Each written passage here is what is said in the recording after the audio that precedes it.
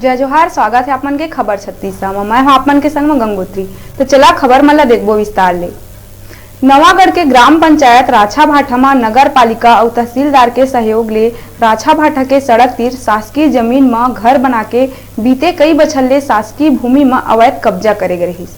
उन्हें जमीन के संबंधित दस्तावेज नहीं हुए में प्रशासनिक कार्यवाही करत हुए घर मन ला तोड़े गई, जबकि ग्रामीण और पार्षद मान आरोप लगात हुए कहिन के घर के ऊपर बुलडोजर चलाए के पहली कोनो प्रकार ले कोई सूचना नहीं दिए गए और न ही नगर पालिका से कोनो नोटिस निकाले गए, जेकर से ग्रामीण मन ला सोचे समझे के मौका घलो नहीं मिलिस और तोड़ फोड़ कर दिए गई।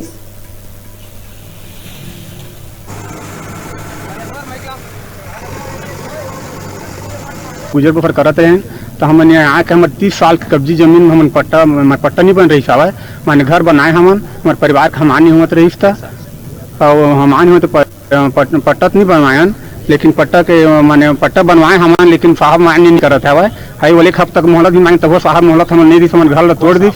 7 सदस्य रथा ओमा के 3 बेटा के आँख कमजोर है, विकलांग है ओमन और हमन के भूमिहीन बिल्कुल भूमिहीन हमन के जमीन जहाजात नहीं है और एक छोटे से एक रूम बना रहे हैं 40-30 साल से बहुत खाते रहते जमीन में।